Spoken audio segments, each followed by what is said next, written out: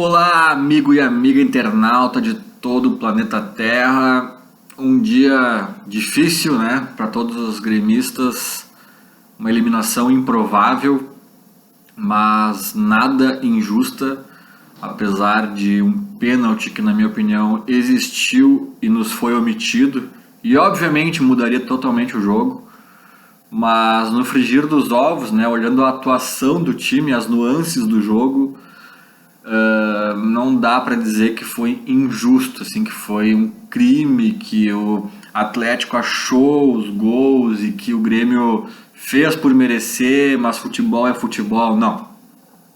O Grêmio foi eliminado dentro de uma lógica, ainda que repleta de nuances, né, de fatos somados, assim, que é como eu sempre digo, não é para tanto, mas assim, tem coisas que eu digo que é como um avião cair, né? Precisa acontecer 20 coisas erradas. Se acontecer 19 coisas erradas, o avião não cai. Tem que ser 20. E não era para tanto ontem, né? Eu acho que não, eu não tava achando que a gente estava tão garantido assim, como alguns falavam, mas assim, no mínimo umas 10, 12 coisas erradas tiveram que se somar para acontecer o que aconteceu. E a grande maioria delas, talvez exceto pela questão do pênalti, né? Todas as outras foram coisas, fatores cuja responsabilidade foi só do Grêmio. Eu acho que assim, ó, antes de começar a ler aqui os tweets, eu vou só dizer uma coisinha rápida aqui, que é o seguinte: o Grêmio jogou no modo pontos corridos, né? Eu fiz um texto sobre os motivos todos, que eu elenquei vários motivos, né, para a eliminação, e eu acho que o principal é a soberba, que graças a ela, muitos outros motivos surgiram e se somaram, sabe? O Grêmio entrou focado na final, no Grenal, o Grêmio jogou no modo pontos corridos. E é interessante porque o Grêmio dos pontos corridos ele é meio frouxo. Não é conscientemente, deliberadamente, ele é um frouxo porque ele tá lá no fundo com a cabeça nas copas, ele tá ali jogando sem... Eu falei que o Grêmio é uma moto, né, muito veloz, mas andando muito devagar ela cai. Ela precisa... O Grêmio só rende se for assim, jogo a milhão, valendo muito... o Grêmio precisa entrar nessa competitividade. O Grêmio não entrou, o Grêmio entrou para administrar um resultado, que já é um erro, com o Rômulo na escalação, vários fatores ali, para administrar um resultado e sem a competitividade que é comum, né, a gente vê nesse time aí desses últimos tempos. O Grêmio entra no ponto corrido com a cabeça na Copa, por isso vai mal. O Grêmio entrou numa Copa com a cabeça na Copa, mas na próxima fase, né? Então isso foi fatal, na minha opinião. Tem muitos outros fatores, eu não li ainda as perguntas do pessoal, que os comentários, né? Talvez muitos deles aqui vão ao encontro do que eu já escrevi, do que eu já falei no Twitter, em outros lugares. Então vamos comentar ponto a ponto. Só um parênteses aqui, né? Eu vi que tem umas 40 respostas aqui ao tweet que eu fiz há pouco falando do podcast, né? E quando eu abro aqui, eu não consigo ver as 40, porque o que acontece? Muita gente tem o perfil bloqueado, com cadeadinho ali, e me interage comigo, eu não consigo ver. Essas pessoas a gente só consegue ver se segue as pessoas. E quando eu não sigo, para mim é invisível, eu não vejo o que a pessoa me mandou. E sem falar que eu tô vendo aqui em outro monitor, que eu sequer estou logado ao Twitter, eu tô vendo num Twitter aberto, assim, digamos assim, sabe? Então, mesmo as que eu sigo, se forem perfis bloqueados, né, privados, assim, eu não vão aparecer aqui. Então, teve um cara já que me perguntou: pô, eu sempre comento contigo e tu nunca me leu meus comentários. Cara, eu fui tentar entender o que estava acontecendo, eu simplesmente não vejo os comentários dele. Talvez aconteça com mais gente. Mas vamos lá então. O Luigi Magrinelli diz o seguinte: tá na hora do Renato trocar seus bruxos ou vai morrer abraçado com eles. Eu acho que aqui eu já vou iniciar entrando nessa seara aqui. Eu acho que assim, cara, pra mim, o grande erro do Renato é André. Ponto. Até o próximo comentário aqui, o Daniel dos Santos, eu já vi que ele fala o seguinte: saudade do Jael. Sim. O André é muito mais caro, teoricamente tem muito mais potencial, mas o André não conseguiu ser titular do Jael. Jael que se entregava, se doava, entendeu como o Grêmio jogava e fazia bem o papel dele nesse contexto. E é difícil para centroavante entender o Grêmio e se encaixar. O próprio Barrios demorou, mas depois engrenou. Enfim, não é tão simples. E o André nunca conseguiu. O André vive de um jogo contra o Libertad no Paraguai. E eu diria só. Há quem diga também o jogo contra o Atlético Paranaense na ida. Mas aquele jogo, quem acompanha aqui o podcast já deve lembrar que eu falei na ocasião que o André foi muito mal naquele jogo. Ele participou, beleza. Tinha jogos que ele ficava escondido atrás do zagueiro. Foi uma pequena evolução em relação a ele mesmo, mas em relação ao que o Grêmio precisa como centroavante titular, foi longe. Ele perdeu uns 3 gols feitos. Eu falei na época, para não dizer que eu tô sendo oportunista agora. O André deixou de nos classificar com antecipação. Eu falei isso na ocasião, é só olhar, sabe? Fez um gol que o Cebolinha, para mim, fez mais do que meio gol naquele lance. Jogou na cabeça dele. Legal, o André não estava escondido atrás do zagueiro. Ótimo, em relação ao André que a gente viu durante um ano, foi ótimo. Mas assim, sendo prático, aquele gol o Rômulo faria, eu faria, né? Treina minha avó um mês, eu não sei se ela não conseguiria. Então vamos com calma, né?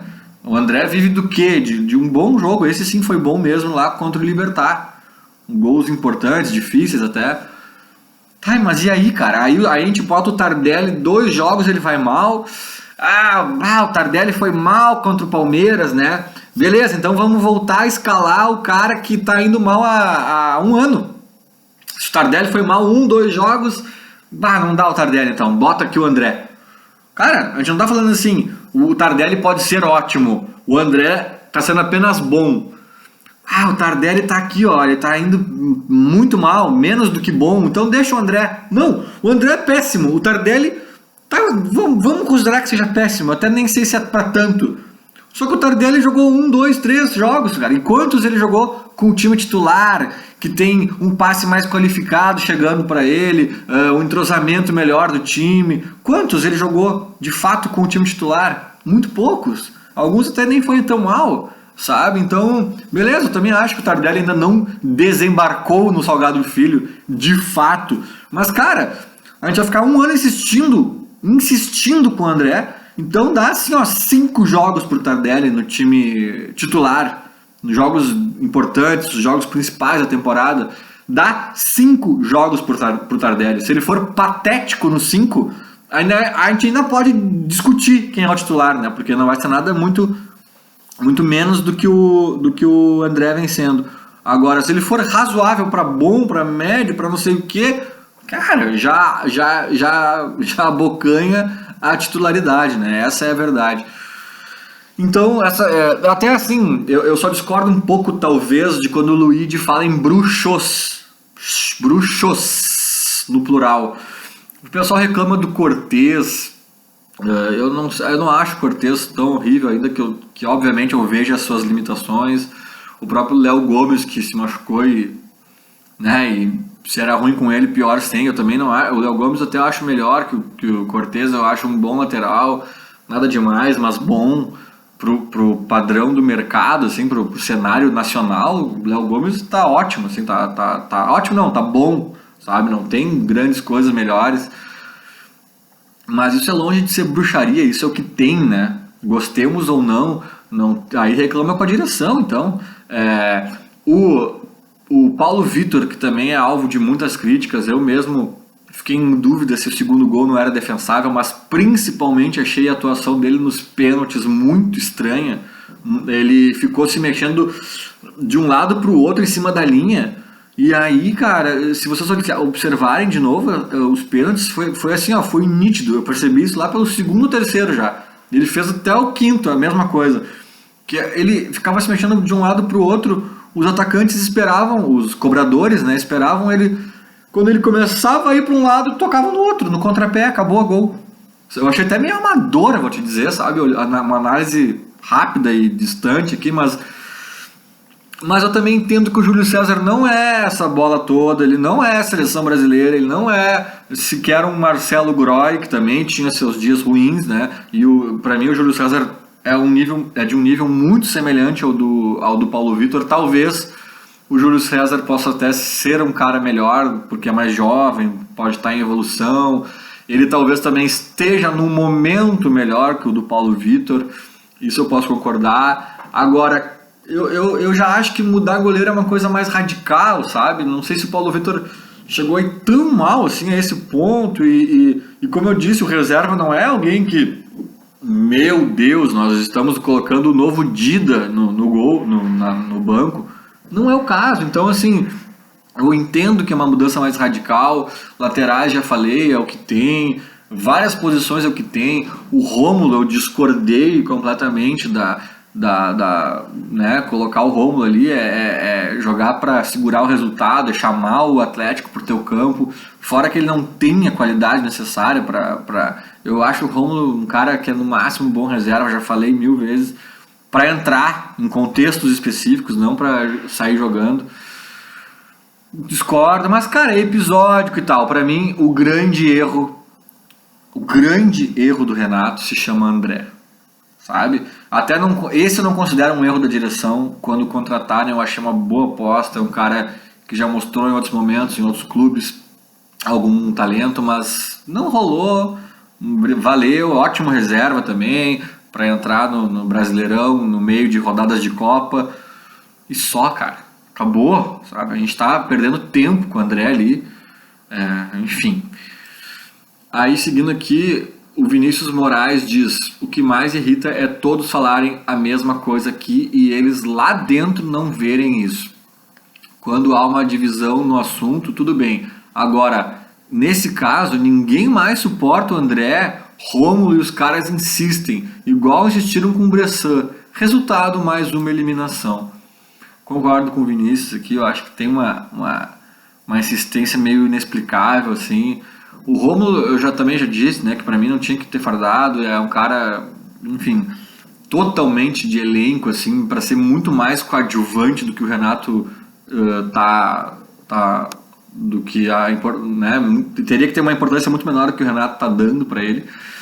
Mas o André, não, enfim, já falei tudo, né. O Lucas Mussolino diz o seguinte: Grêmio não aprendeu com a lei Bressan. Outro que cita o Bressan: não pode ter Galhardos e Rômulos no elenco porque uma hora eles vão jogar e fuder tudo. Cara, o Galhardo eu acho que é um jogador bem limitado também, né? E tem uma coisa específica que eu quero falar sobre o Galhardo. Eu falei já, não sei se vai dar tempo de falar aqui, eu falei fiz uma live que tá disponível por 24 horas ainda no meu Instagram, instagram.com/lucas_von. Enfim, depois eu falo disso se der tempo aqui, senão assistam lá. Mas o Galhardo, cara, eu não critico a direção também, porque é a terceira opção, né, cara? A gente, claro, que é uma terceira opção com asterisco, porque a tua segunda é o Léo Moura com 72 anos, então assim, é uma terceira opção quase segunda, né? Tipo, o Léo Moura sentir alguma coisa, ficar de fora em alguns jogos é uma coisa que tu tem que considerar bastante. Mas tivemos ali o azar também com o Gomes e aí cara, aí eu entendo, entendeu? Aí eu entendo. O problema é o André ser teu titular. Agora, o Galhardo ter que entrar, a gente não é o Palmeiras, me desculpe, a gente não tem a Crefisa, a gente não vai ter, né, a gente não vai ter 3 Evertons por posição, faz parte, 2 lesionados, entrou o Galhardo. Pior é a esquerda, que se lesiona o Cortez, que muitos já questionam, eu até não acho tão horrível, mas se lesiona o Cortez, caímos para Capixaba, que se lesiona, meu amigo, se lesiona, bota o Lucas Von lá para jogar, porque não tem. Então, assim, reclamar de Galhardo como terceira opção na direita, eu até não acho que é das nossos piores pontos a serem sanados ali, né? Mas a lei Bressan é verdadeira, né? Tipo, não dá pra insistir em cara tipo Rômulo, André e companhia, é pedir pra cair fora. O Neco diz o seguinte: acho que o mais óbvio, analisando não só o que foi o jogo de ontem, mas sim a temporada, é que Paulo Vitor, Rômulo e Galhardo e André não servem para vestir a camisa tão pesada quanto a do Grêmio. Eu acho que tá todo mundo meio que nessa batida, né? Já falei um pouco aí sobre todos e acho que tá todo mundo um pouco alinhado, meio alinhado nessa questão. O Otávio Teixeira, ele diz o seguinte: Otávio Teixeira, mas não te empurra, né? Então lá vai.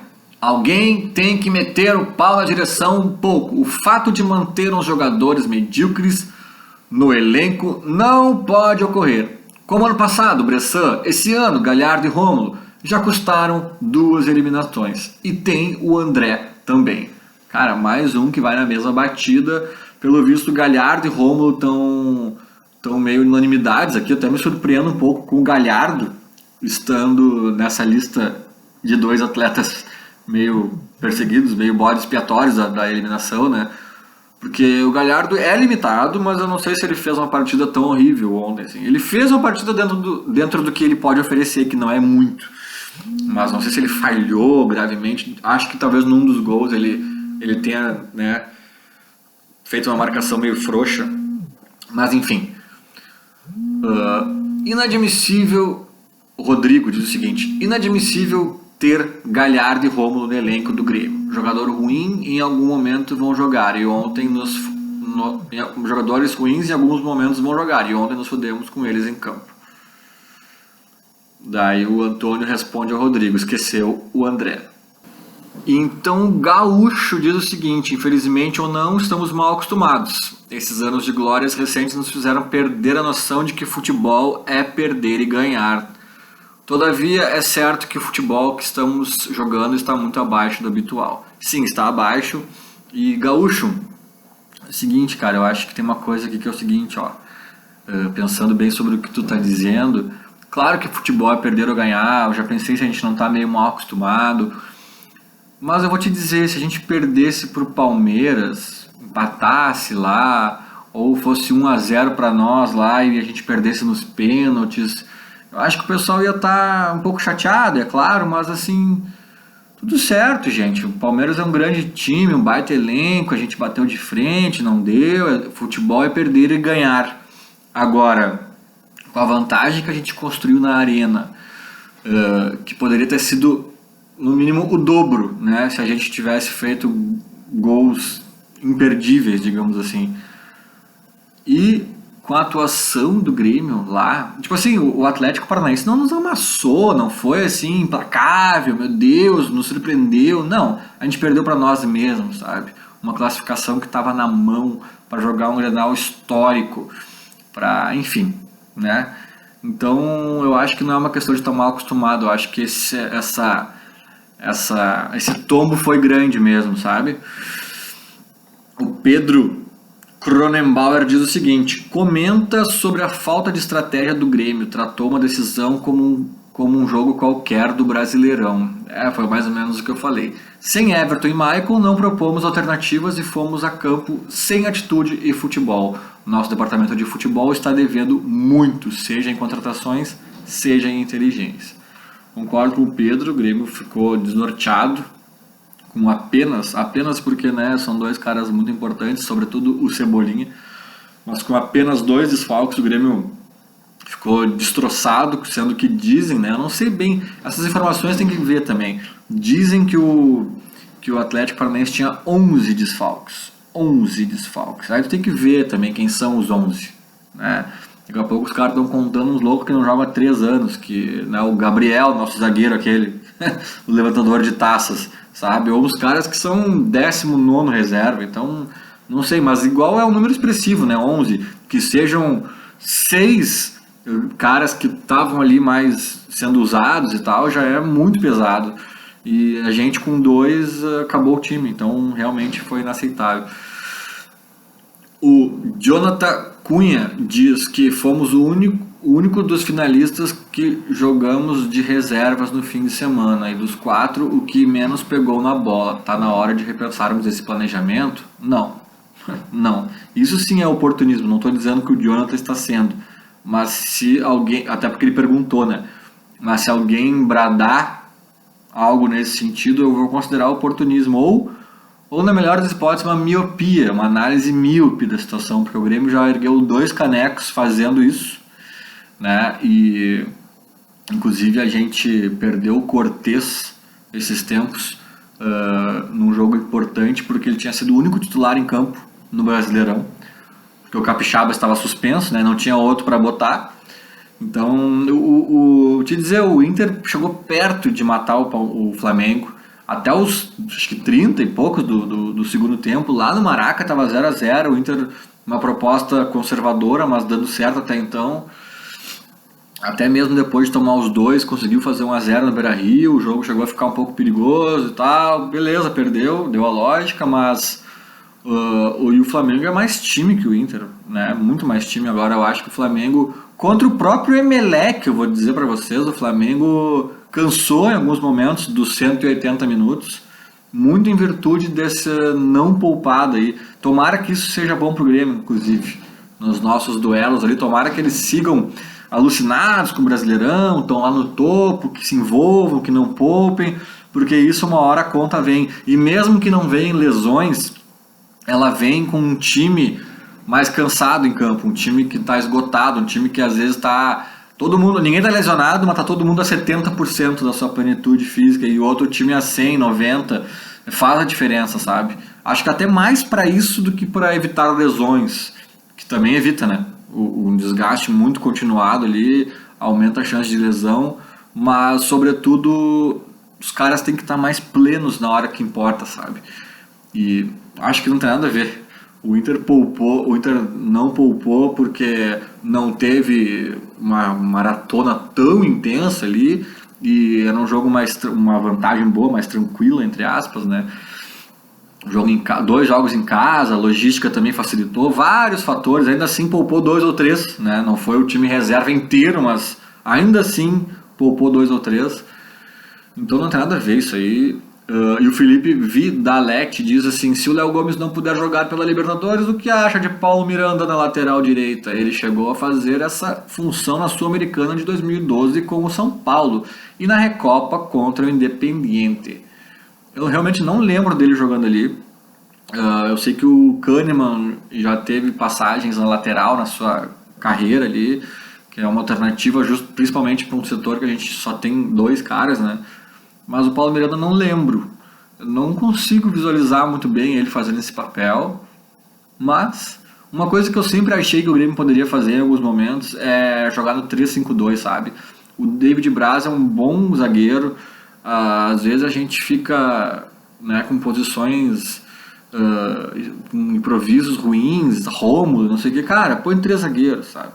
Até porque nossos nossos laterais não são grandes marcadores e tal. Eu falei disso principalmente quando a gente foi de Capixaba, né, para um jogo importante. Aí, cara, o Capixaba, bota 3-5-2, o Capixaba vira um ala. Quando um for atacar, o outro fica, fechando ali os 4 ali atrás, né? Então, não sei, talvez o Jeromel meio à frente de Kahneman e David Braz, sendo quase um volante, meio zagueiro, não sei. Mas é uma coisa que é um caminho que eu tentaria treinar, mas não adianta dizer assim, galera, 1, 2, 3 e já, 3-5-2, não. Ou tem que treinar isso aí, fazer testes pra quando precisar tá na manga, né? Não é mágica. O Pablo Santana diz o seguinte: ganhamos 6 títulos nos últimos 3 anos, esse é o tamanho do Grêmio? Aí o Grêmio Louco responde: 2 grandes títulos, Recopa e Gauchão, é papo pra entreter a torcida. Cara, o tamanho do Grêmio é gigantesco, independentemente de ganhar esses títulos ou não. Não entendi muito bem a pergunta dele, se ele quis ironizar a resposta que tinha pronta do Renato de sempre, ou se ele estava falando sério, querendo dar um alento aqui. Não entendi, mas eu acho que não tem nada a ver, independentemente da intenção dele. Acho que o tamanho do Grêmio se dá por 1000 motivos, não pelos últimos 2, 3 anos. O Diego Ribeiro diz que precisamos de um camisa 9 que prenda bola. Ele não consegue fazer um pivô no vento. Nem pivô no vento. Tipo assim, não tem o que eu consiga enxergar que o André faça bem, sabe? É realmente... Cara, já falei bastante dele, né? Sigamos com o Pedro Alágia, que diz o seguinte: tu achas que os jogadores responderão positivamente ao vexame de ontem? Agora é a hora para esse grupo atual mostrar resiliência e caráter. O que me preocupa é a gurizada. Olha, eu posso estar sendo... Não é do meu feitio ser um otimistão, eu sou um cara meio pé no chão, assim, às vezes pendendo ao pessimismo. Mas eu confesso, na verdade eu não sou nem otimista nem pessimista, eu já percebi. Acho que até sou um pouco mais pessimista pra vacinar, né? Mas eu via de regra sou advogado do diabo. Tá todo mundo em festa dizendo que já classificou, eu falo calma, não é por aí. Tá todo mundo em crise porque tá tudo acabado, calma, não é por aí. E eu gosto desses contrapontos, né? Então, nesse momento está todo mundo também falando muita coisa negativa, aos quais eu me incluo. Eu acho que esse Grêmio, que eu até confesso que eu acho meio ruim isso. Eu tô na dúvida se eu acho bom ou ruim ou neutro, mas eu acho que é ruim porque esse Grêmio, ele reage muito bem à pressão, que a gente pode analisar numa primeira análise, assim, apressada, pode parecer positivo, né? Só que é um pouco irritante, é um pouco cansativo, sabe? Esse Grêmio sempre tá precisando apanhar para reagir, sempre tá precisando subir a fumaça do estádio e o caldeirão ferver para conseguir jogar, sempre tá precisando estar contra a vantagem ser do adversário para poder reagir, sempre, tipo assim... Dá um joguinho morno de ponto corrido, o Grêmio é patético. Dá uma vantagem confortável e bota a imprensa aí a falar do Grenal, da final, o Grêmio é patético, sabe? Tu coloca alguns elementos assim de zona de conforto O Grêmio é ridículo. O Grêmio, eu já falei, é uma moto. A 2 por hora ele cai. A 400 por hora ele humilha os carrinhos aqui na freeway, sabe? Seguinte, Grêmio, tu precisa acelerar a morir, como diriam os castelhanos, a morir.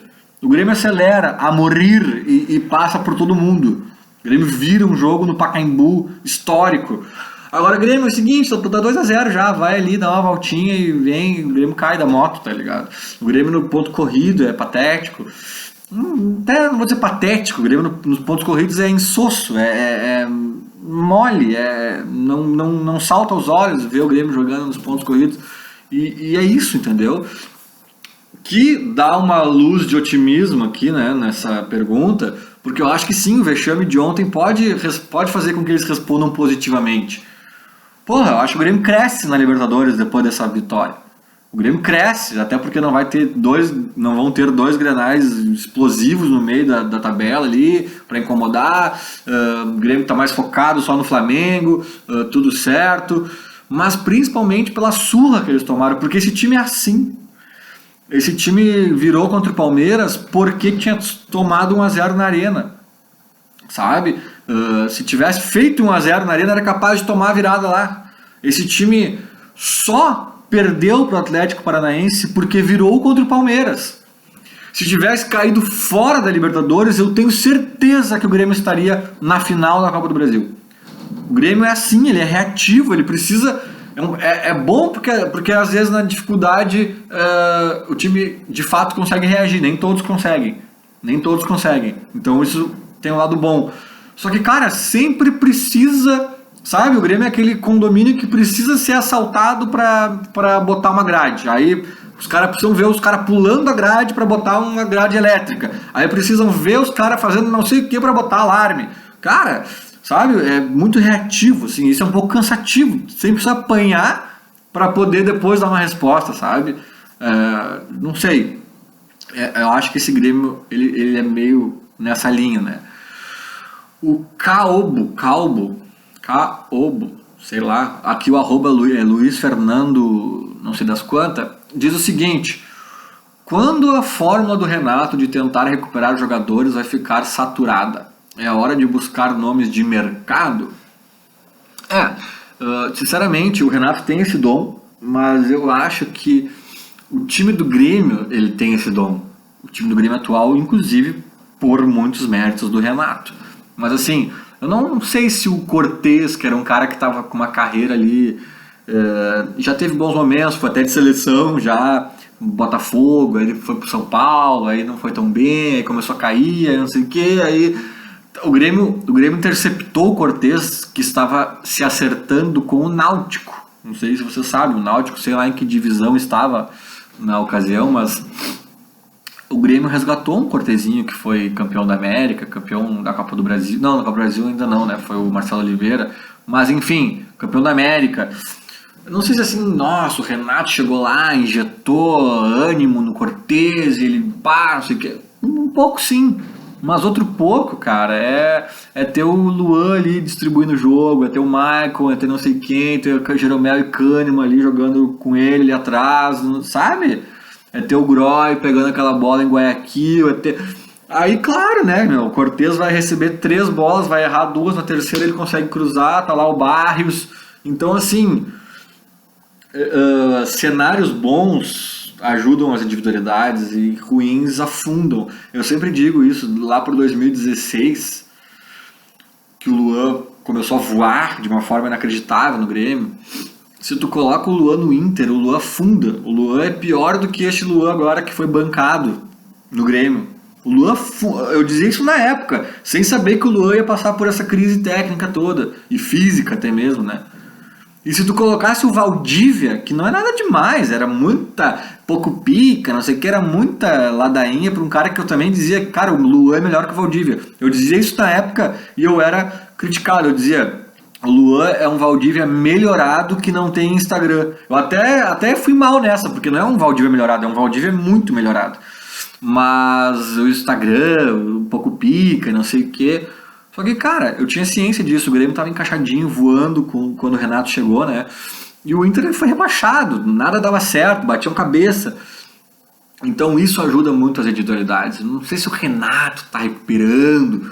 Pode ver aí, tá? Cadê o André, Renato? Cadê o Tardelli? Cadê o... Não... O Renato não é mágico, né? Ele tem um talento para isso, ele consegue. Só que sempre tem barreiras, né? Se o jogador não quiser, não vai. Se o jogador for muito ruim, não adianta. Então tem vários fatores que precisam engrenar pro cara jogar bem. Acho que o principal é o time tá bem. Por isso que também às vezes é injusto tu analisar o Tardelli jogando com o time reserva. Um PP de um lado, com não sei quem do outro, com o time desentrosado. E aí tu vai dizer, o Tardelli foi mal. Beleza, tem a parte dele também, mas dá mais chance pra ele no titular, vamos ver. Sabe? É diferente. O próprio Luan, né? O Luan tá querendo mostrar sinais de que tá voltando, mas tá jogando quase sempre com os reservas. É diferente, é mais difícil, sabe? Tu não tem o Everton ali pra tabelar, pra lançar, enfim. O Jackson diz o seguinte, Luan e Tardelli, falando nas feras, Luan e Tardelli estão fora dos planos do Grêmio pra 2020? Cara, o Luan acho que não. O Luan tá aí, né, do Grêmio, é um valor do Grêmio, tanto financeiro pode se tornar, quanto técnico, né, já mostrou que pode ser, basta ser recuperado. O Tardelli eu não sei, tem a questão da idade, tem a questão dos valores, o Tardelli, a gente tá em setembro já, né, eu não sei até que ponto o Renato não tá errando a mão aí de largar o Tardelli, vai, sabe, tipo, enfim... Mas o Tardelli, se continuar nessa batida até dezembro, não sei o que acontece. Eu não sei como é que é o contrato dele. Tem muitas variáveis. Vamos chegando ao fim aqui então, né? Um episódio mais amargo, mais curto. Quem que comenta aqui? O Roger Souza diz o seguinte, o Galhardo, Rômulo, André e PP não tem condições. Galhardo, Rômulo e André, a gente falou bastante, já o PP, cara, o PP eu vou dizer, o PP é um menino, ele é muito novo, ele pode evoluir, deve evoluir, mas assim, vou fazer um apelo aqui, eu tava esperando um pouco para fazer esse apelo, porque era cedo, era só uma impressão minha, agora eu acho que já dá para dizer que é quase uma certeza. Parem de dizer que o PP será o novo Everton. Parem de dizer que ele vai substituir o Everton quando este for vendido. Cara, assim, ó, o PP hoje, na minha opinião, não é um bom jogador. Por isso eu até acho que o Renato se precipitou em escalar o PP ali contra o Atlético. É um guri ainda meio verde, meio... Mas assim, o Luan já foi verde, o Everton já foi verde, o Pedro Rocha já foi verde, todo mundo já foi verde, o Renato foi lapidando, foi colocando aos poucos, foi dando chance e as coisas aconteceram em algum momento. Então assim, podem acontecer com o PP. Só que assim, ó, cara, se o PP evoluir, amadurecer, se tornar um bom jogador, que eu acho que ele pode se tornar, ele tem potencial para isso, útil ao Grêmio, titular e tal, ele não vai se jogar 1/3 do que o Everton joga. 1/3 do que o Everton joga. E isso era outra coisa que eu dizia há anos, há 2016 talvez pra cá. Eu dizia, o Everton é melhor que o Luan. Em 2017 eu dizia, Luan era rei da América. Em alguns grupos de WhatsApp eu fui achincalhado por dizer isso. Acho que hoje ninguém discute. O Everton é um monstro. Então isso que eu estou dizendo nem é tão contra o PP. É porque eu acho que o Everton é de outra turma. Parem de dizer, não tem substituto para ele. E se surgir na base, não é o PP. Desculpa, não é o PP. Se tudo der certo, olha, o PP pode dar errado, pode ser que nós vamos ter que dispensá-lo, vamos emprestar pro Goiás, pode ser tudo isso. Não tá descartado, porque eu ainda não acho que ele é um cara bom hoje. Pode se tornar, pode amadurecer. Mas se der tudo certo, PP realmente escapou do Goiás, escapou do CRB, tu vai ser jogador do Grêmio, titular, o PP deu certo, cara. Não é 1/3 do Everton, ou no máximo é 1/3 do Everton, que já é muito bom. 1/3 do Everton é um baita jogador, titular do Grêmio. O Everton joga no mínimo 3 vezes mais do que muitos titulares ali. Então, cara, vamos com calma, mas eu acho que o PP não será nem a metade do Everton. Em todo caso, não é culpa dele, né, o que aconteceu ontem, apesar da corridinha que eu achei lamentável, desinteressada, assim, uma corridinha estranha na hora de cobrar o pênalti, mas tudo bem, acontece, errou, não foi só por causa dele que a gente chegou aos pênaltis, né? Enfim, sobre os pênaltis, vou fazer aqui a última vírgula, então, que eu disse que eu comentei um pouco melhor no meu Instagram, né, uma live. O Galhardo fez o gol e mandou a torcidinha ouvir. Ah, não tô ouvindo, e aí, cadê? Isso me irritou profundamente. O Galhardo, não interessa se tu já jogou no Atlético, se a torcida pegou no teu pé. Cara, não interessa o teu recadinho pra torcida. Ali ele foi individualista, ele pensou nele, num cenário de que é o Grêmio, um gigante, um pentacampeão, maior que o Atlético, com vantagem esmagadora, foi lá, cagou no jogo, entregou a vantagem, chegou nos pênaltis, era revoltante, era irritante, os jogadores tinham que estar inconformados, e por isso que eu falei, por um Grêmio mais Alisson e menos Galhardo. O Alisson, não à toa, é um cara que cresce em jogos decisivos, que faz gols, que dá assistências, que se empenha. Ontem foi também um dos mais conectados ao jogo, um dos que mais suou a camisa. O Alisson faz o gol e se irrita, e desabafa, e bate no peito, bate no escudo, fala, vamos, porra, é o Grêmio. Tipo, ele tá lá inconformado com aquela situação patética que o time se colocou, e vamos lá, vamos ganhar essa merda, pelo amor de Deus, gente, olha a merda que a gente tá. Aí o Galhardo me faz um gol que não classifica pra nada, não ganha nada, não acontece nada, tá no meio da merda ainda, e ele quer tirar uma ondinha com a torcida do Atlético, velho. Pelo amor de Deus, é esse reflexo. Essa atitude é o reflexo do Grêmio de ontem, sabe? Desconectado com o jogo, pouco competitivo, passeando na feira, sabe? Marcando como se fosse um rachão, deixando o Atlético chegar até a nossa área livremente. Foi assim, ó, lamentável, e parece uma besteirinha, um detalhe, mas assim, observem o Galhardo pós-bola na rede do pênalti dele e o Alisson. E me digam se os caras estão vivendo o mesmo jogo. O Galhardo, tu pode pegar um editor de vídeo, um Premiere ali, e colocar ele na várzea, na praia, num joguinho da praia, sair aqui brincando com os amigos. E o Alisson pra botar ele numa final de Champions League, que aquela postura dele, aquela atitude dele tá de acordo. O Alisson tá entendendo a merda que tava acontecendo, né? A merda pela qual eles eram responsáveis de ter criado. E ele reagiu de acordo. Não tô dizendo assim que eu quero um jogador que jogue pra torcida, que faça o que eu quero ver. Não, aquilo ali é genuíno, mostrou o que o Alisson estava sentindo, estava inconformado. E mostrou que o Galhardo tava assim, ó. Respondi aqui, fiz o meu golzinho, me livrei. Respondi pros idiotas que estavam me vaiando aqui. Sabe? Foda-se se o Grêmio passar, se não passar, isso é outra coisa. Eu tô focado em mim aqui, na minha questãozinha. Sabe? E com uma cara despreocupada aqui, tirou uma ondinha. Assim, meu, tu tá na merda. Tu tá num jogo patético, um dos piores da história do Grêmio. Tu tá ali tirando ondinha, velho.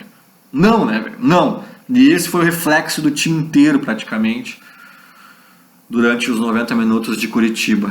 Mas é isso, temos Libertadores ainda, temos ano ainda pela frente. Vamos ver o que acontece. Valeu todo mundo que participou aí, vou ficando por aqui. Até a próxima. Abraço.